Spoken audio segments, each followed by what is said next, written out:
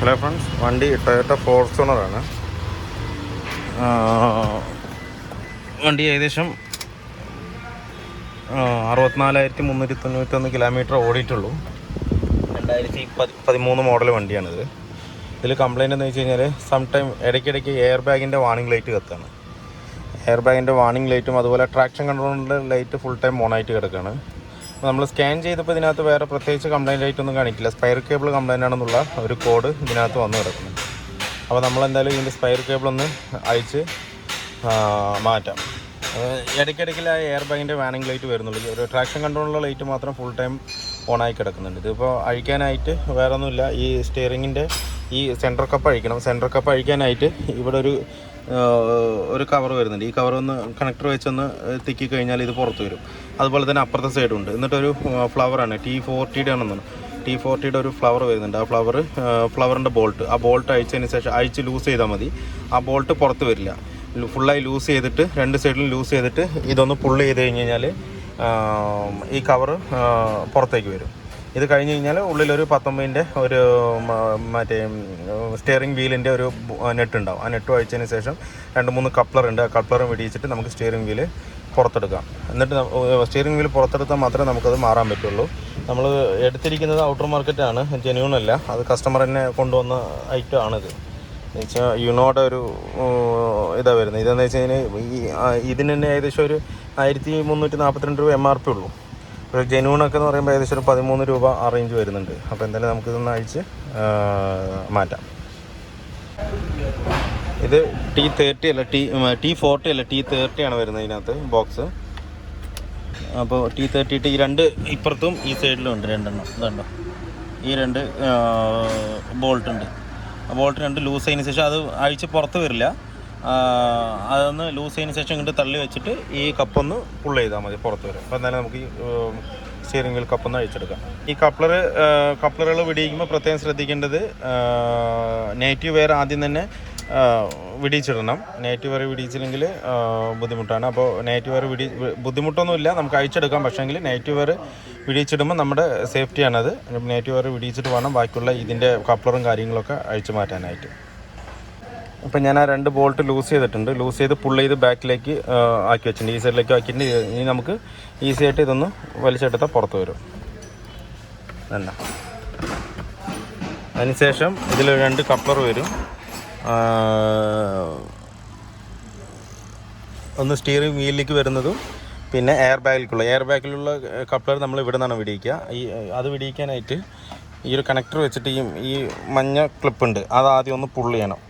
ഈ മഞ്ഞ പുള്ള് ചെയ്തിട്ട് വേണം അത് വലിച്ച് പുറത്തെടുക്കാനായിട്ട്. കണ്ടോ, ഇതൊന്ന് പുള്ള് ചെയ്താൽ പുറത്ത് വരും. അതിന് ശേഷം ഇതൊന്ന് ബാക്ക് വലിച്ചാൽ മതി.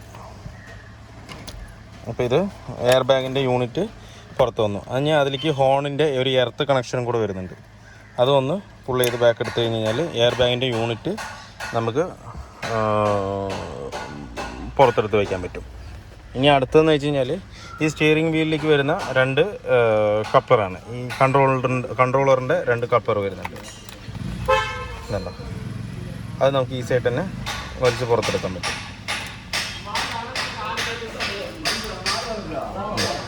2 കപ്ലർ വെടിയിച്ച് കഴിഞ്ഞാൽ ഇനി നമുക്ക് വരുന്നത് ഈ 19-ൻ്റെ ഒരു നെറ്റാണ് സ്റ്റിയറിംഗ് വീലിൻ്റെ. ആ നെറ്റ് അഴിക്കുന്നതിന് മുന്നേ നമ്മൾ സ്റ്റിയറിംഗ് വീല് സെൻറ്റർ ആണോ നോക്കണം. അതുപോലെ നെഗറ്റീവ് വെയർ എന്തായാലും അഴിച്ചു വിടണം. പിന്നെ സ്റ്റിയറിംഗ് വീല് സെൻറ്റർ ആണോ നോക്കിയിട്ട് വേണം ഇത് അഴിച്ചെടുക്കാനായിട്ട്. സ്റ്റിയറിംഗ് വീല് സെൻറ്റർ അല്ലെന്നുണ്ടെങ്കിൽ നമ്മൾ സ്പൈർ കേബിൾ ഇട്ടിട്ട് വീല് തിരിക്കുമ്പോൾ സ്പൈർ കേബിൾ പൊട്ടിപ്പോകാൻ 100% പൊട്ടിപ്പോകാൻ സാധ്യതയുണ്ട്. അപ്പോൾ എപ്പോഴും സ്റ്റിയറിംഗ് വീല് സെൻറ്റർ ആയിരിക്കണം. പിന്നെ ജെന്യൂൺ മറ്റേ സ്പൈർ കേബിൾ വരുന്നതിൽ ഓൾറെഡി സെൻറ്റർ ആക്കിയിട്ടായിരിക്കും വരുന്നത്. കാണിച്ചു തരാം ഞാൻ. ഇതുണ്ടോ, ഇതിൽ സെൻറ്റർ ലോക്ക് ആക്കിയിട്ടാണ് വരുന്നത്. അല്ല, ഈ ഒരു ലോക്കാണ്, സെൻറ്റർ ലോക്ക് ആക്കിയിട്ടാണ് വരുന്നത്. അപ്പോൾ നമുക്കിത് ചുമ്മാ പ്രസ് ചെയ്തതിന് ശേഷം ഇതൊന്ന് പുള്ള് ചെയ്താൽ മാത്രം മതി. ബാക്കി സെൻറ്റർ ആക്കേണ്ട ആവശ്യം വരുന്നില്ല ഇതിനകത്ത്. ഇത് വെച്ചതിന് ശേഷം ഇത് ചുമ്മാ ഒന്ന് പുള്ള് ചെയ്തിട്ട് കണക്ഷൻ സപ്ലൈ മാത്രം കൊടുത്താൽ മതി. വേറെ നമ്മൾ ക്ലോക്ക് 2 റൗണ്ട് അങ്ങോട്ടും 2 റൗണ്ട് ഇങ്ങോട്ടും ഒന്നും തിരിക്കേണ്ട ആവശ്യം വരുന്നില്ല. നമ്മൾ മെയിനായിട്ട് നോക്കേണ്ടത് സ്റ്റിയറിംഗ് വീല് ടയർ സെൻറ്ററാണോ നോക്കണം. ഇതിപ്പോൾ ഞാൻ വീല് സെൻറ്ററാക്കിയാണ് നിർത്തിയിരിക്കുന്നത്. ഇനി നമുക്ക് ധൈര്യമായിട്ട് ഈ 19-ൻ്റെ നെറ്റ് അയച്ചതിന് ശേഷം സ്റ്റിയറിംഗ് വീല് അയച്ച് പുറത്തെടുക്കാം നമുക്ക്. ഇപ്പോൾ ഈ 19-ൻ്റെ നെറ്റ് ലൂസ് ചെയ്തിട്ടുണ്ട്. ലൂസ് ചെയ്തതിന് ശേഷം സ്റ്റിയറിംഗ് വീല് 2 തട്ടി കഴിഞ്ഞ് കഴിഞ്ഞാൽ ഇത് ഈസി ആയിട്ട് ഇളകിയതിന് ശേഷം നമുക്ക് പുറത്തെടുക്കാം. ഇതെടുക്കുന്നതിന് മുന്നേ ഒന്നുകൂടെ ശ്രദ്ധിക്കുക, 2-3 പ്രാവശ്യം റിപ്പീറ്റ് ചെയ്ത് നോക്കിയാലും കുഴപ്പമില്ല. സ്റ്റിയറിംഗ് വീല് സെൻറ്ററാണോ നോക്കുക, സ്ട്രൈറ്റ് പൊസിഷനിലായിരിക്കണം സ്റ്റിയറിംഗ് വീല്, ടയർ, എന്നിട്ട് മാത്രമേ ഇത് അഴിക്കാൻ പറ്റുള്ളൂ. ഇല്ലെങ്കിൽ കയറ്റുമ്പോൾ ബുദ്ധിമുട്ടാവും. ഒന്ന് അങ്ങോട്ടും ഇങ്ങോട്ട് ചരിഞ്ഞാലും മതി. ഒരു ഹാഫ് പോർഷൻ ചരിഞ്ഞാലും സ്പൈറൽ കേബിളിന് ഒരു ബുദ്ധിമുട്ടും വരില്ല. കൂടുതൽ തിരിഞ്ഞു കഴിഞ്ഞ് കഴിഞ്ഞാൽ ബുദ്ധിമുട്ട് വരും. അപ്പോൾ നമ്മൾ സ്റ്റിയറിംഗ് ടയർ സെൻറ്റർ എന്നുള്ളതോടെ ഒന്നുകൂടെ കൺഫേം ആക്കുക. ഇപ്പോൾ സെൻറ്ററായിട്ട് സ്ട്രൈറ്റ് പോർഷനിലാണ് ഇരിക്കുന്നത്. അതുപോലെ സ്റ്റിയറിംഗ് വീലും കറക്റ്റ് സെൻറ്ററായിട്ട് തന്നെയാണ് ഇരിക്കുന്നത്. ഇനി നമുക്ക് ആ നെറ്റ് അഴിച്ചെടുത്തതിന് ശേഷം സ്റ്റിയറിംഗ് വീൽ അഴിച്ച് പുറത്തെടുക്കാം.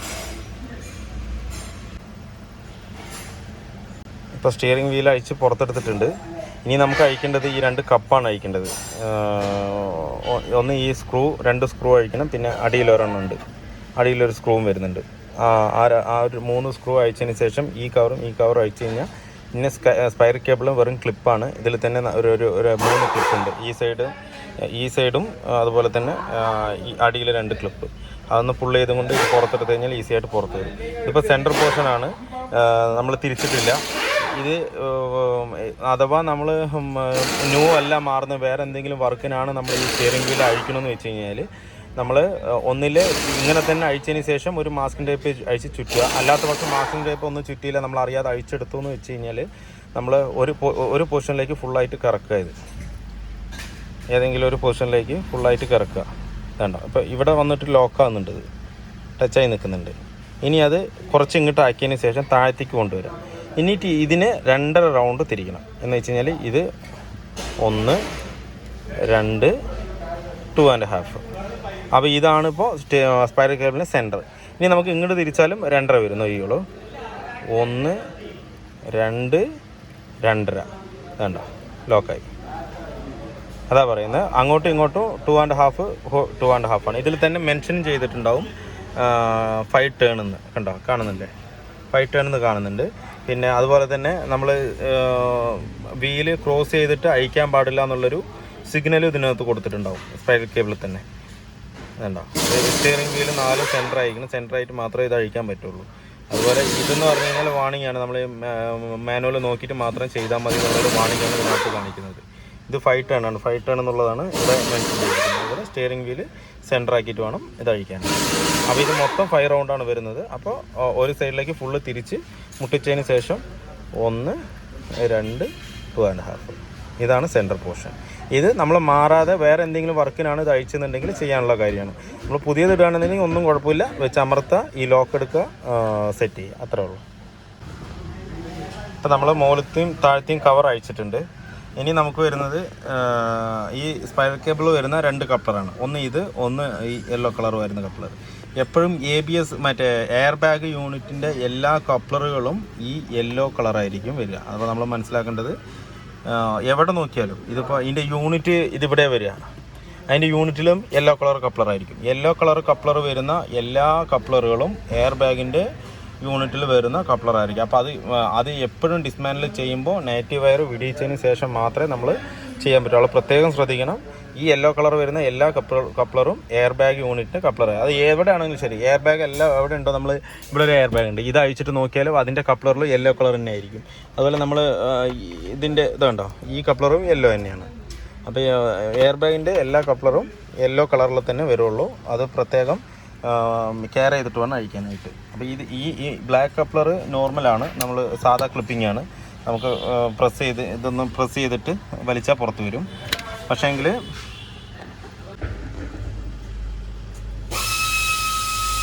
അതുപോലെ തന്നെ ഈ കപ്ലർ അഴിക്കണമെങ്കിൽ നമ്മളിവിടെ ഒന്ന് പ്രസ് ചെയ്താലൊന്നും വരില്ല, നമ്മൾ അമർത്തിയാലോ എത്ര പിടിച്ച് അമർത്തിയാലൊന്നും ഇതിനകത്ത് വരില്ല. ഇതിലൊരു സ്ലൈഡിങ് ക്ലിപ്പിംഗ് ആണ് ഇതിനകത്ത് വരുന്നത്. കണ്ടോ, ഈ ഒരു ക്ലിപ്പുണ്ട്, ഇത് ഇങ്ങനെ ബാക്ക് അടിച്ച് കഴിഞ്ഞാൽ ഓട്ടോമാറ്റിക്കലി പുറത്ത് വരും. ഫോൺ തെറിച്ചാണ് ഇതന്നെ. ഒന്നുകൂടെ കാണിക്കാൻ ഞാൻ ഇട്ടിട്ട്,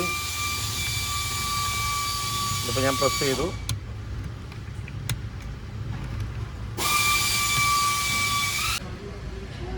വേണ്ട, ഈ ക്ലിപ്പിൽ ഒരു പ്രത്യേകത ഉണ്ട്. ഇത് നമ്മൾ ഇവിടെ ഒന്നും പ്രസ് ചെയ്താൽ വരില്ല.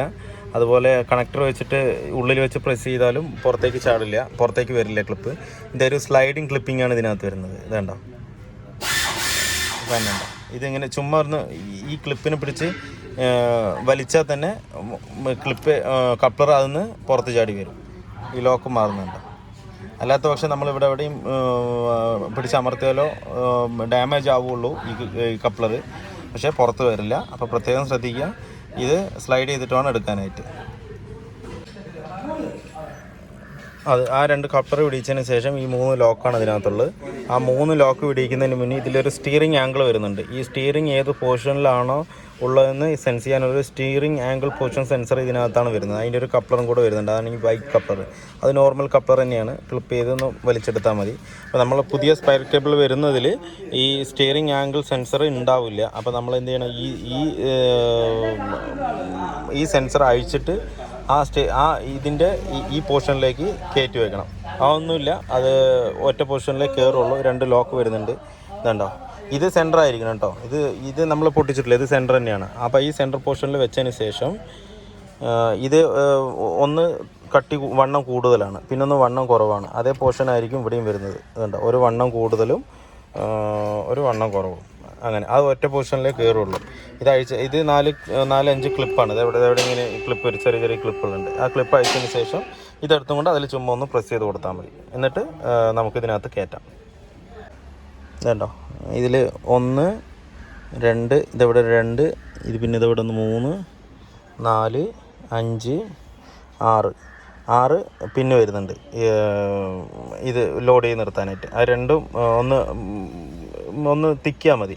തിക്കിയിട്ട് ഇത് പുള്ള് ചെയ്തെടുത്ത് കഴിഞ്ഞാൽ ഇത് പുറത്ത് വരും. ഇത് അങ്ങനെ എടുത്തിട്ട് അതിലേക്ക് നമുക്ക് സെറ്റ് ചെയ്യാം.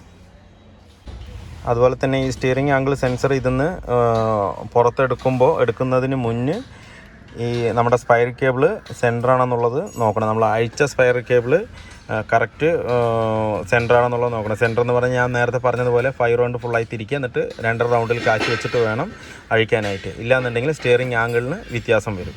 അപ്പോൾ അതും കൂടെ ശ്രദ്ധിക്കാനുണ്ട്. അപ്പോൾ നമ്മളിത് പുതിയ സ്പൈർ കേബിൾ യൂണിറ്റ്, സ്പൈർ കേബിൾ എന്നാണ് ഇതിന് ജെന്യൂനായിട്ട് പറയുന്നത്. പിന്നെ മറ്റേ ക്ലോക്ക് സ്പ്രിംഗ് എന്നും പറയും. അപ്പോൾ ഇതിലേക്ക് നമ്മുടെ സ്റ്റിയറിംഗ് ആംഗിൾ സെൻസർ പിടിപ്പിച്ചിട്ടുണ്ട്. അതെടുത്തിട്ട് ഞാൻ പറഞ്ഞ പോലെ അഴിക്കുന്നതിന് മുന്നേ അത് സെൻറ്ററാണോ നോക്കണം, ആ സ്പൈർ കേബിൾ സെൻറ്ററാണോ നോക്കണം. നോക്കിയതിന് ശേഷം നേരെ ഇതിനകത്ത് പിടിപ്പിക്കുക. അത്രേ ഉള്ളൂ. ഇനിയിപ്പോൾ നമുക്ക് ഇതിനകത്ത് സ്റ്റിയറിംഗ് വീലിനകത്ത് കയറ്റി വിടാം. ഞാനിപ്പോൾ ഇതിനകത്ത് സെറ്റ് ചെയ്തിട്ടുണ്ട്. സെറ്റ് ചെയ്ത് 3 കപ്ലറും കൊടുത്തിട്ടുണ്ട്. ഒന്ന് സ്റ്റിയറിംഗ് ആംഗിളിൻ്റെയും അതുപോലെ ഈ 2 കപ്ലറും എയർ ബാഗിൻ്റെ കപ്ലറും കൊടുത്തിട്ടുണ്ട്. ഇനി നമുക്ക് ഇതൊന്ന് പുള്ള് ചെയ്തെടുക്കാം. ഇത്രേ ഉള്ളൂ. ഒന്നിലെ പുള്ള് ചെയ്യുക, ഇല്ലാന്നുണ്ടെങ്കിൽ ഇത് ബ്രോക്കൺ ചെയ്യുക. ബ്രോക്കൺ ചെയ്താലും മതിയാവും. ഇത് വെച്ചുകൊണ്ട് ബാക്കിലേക്ക് ഒന്ന് വലിച്ചു കഴിഞ്ഞാൽ ഇത് ബ്രോക്കൺ ആവും. കണ്ടോ, അത്രയാണ്. ഇതൊന്ന് ബ്രോക്കൺ ചെയ്തെടുത്താലും മതി. ആ ലോക്ക് അതിൽ നിന്നോളും. ഇത് വന്ന് ലോക്കാകുന്നത് ഉള്ളിൽ ആ ഒരു ലോക്ക് നിൽക്കും. പിന്നെ ഈ ഒരു ക്ലിപ്പ് പോലെ കാണുന്നുണ്ട്, അത് വന്നിട്ട് ഇതിൽ ലോഡായി നിൽക്കും. അങ്ങനെയാണ് ഇത് തിരിയാതെ നിൽക്കുന്നത്. ഒന്നിലെ പുള്ള് ചെയ്തെടുക്കുക, ഇല്ലാന്നുണ്ടെങ്കിൽ ഒന്ന് ബെൻഡ് ചെയ്ത് തന്നാൽ ബ്രോക്കണായിട്ട് ആ പീസ് അതിനുള്ളിൽ തന്നെ നിന്നു. അത് നിൽക്കുന്നതുകൊണ്ട് കുഴപ്പമില്ല, അങ്ങനെ തന്നെ നിന്നോളൂ. അത്രേ ഉള്ളൂ. ഇനി നമുക്ക് വീലും എല്ലാം കയറ്റാം. നമ്മുടെ വർക്ക് കംപ്ലീറ്റ് ആയിട്ടുണ്ട്. ഇപ്പോൾ കംപ്ലയിൻറ്റ് സോൾവ് ആയിട്ടുണ്ട്. ഇപ്പോൾ കുറച്ചുകൂടെ ഓടിച്ച് നോക്കി, എയർ ബാഗിൻ്റെ വാണിംഗ് ലൈറ്റോ കാര്യങ്ങളൊന്നും വരുന്നില്ല. അതുപോലെ ബാക്കിയുള്ള എല്ലാ കാര്യവും ഓക്കെ തന്നെയാണ് ഇതിനകത്ത്. ഇത് ആ ഒരു കംപ്ലയിൻറ്റ് മാത്രമേ ഉണ്ടായിരുന്നുള്ളൂ. വേറെ പ്രത്യേകിച്ച് കംപ്ലയിൻറ്റുകളൊന്നുമില്ല. അപ്പോൾ സ്പൈർ കേബിൾ നമ്മൾ മാറിയിട്ടുണ്ട് ഇപ്പം. അപ്പോൾ വീഡിയോ എല്ലാവർക്കും ഇഷ്ടപ്പെട്ടാൽ ലൈക്ക് ചെയ്യുക, ഷെയർ ചെയ്യുക, അതുപോലെ തന്നെ സബ്സ്ക്രൈബ് ചെയ്യുക. അടുത്തൊരു വീഡിയോയിലേക്ക് കാണുന്നവരെ എല്ലാവർക്കും ബൈ.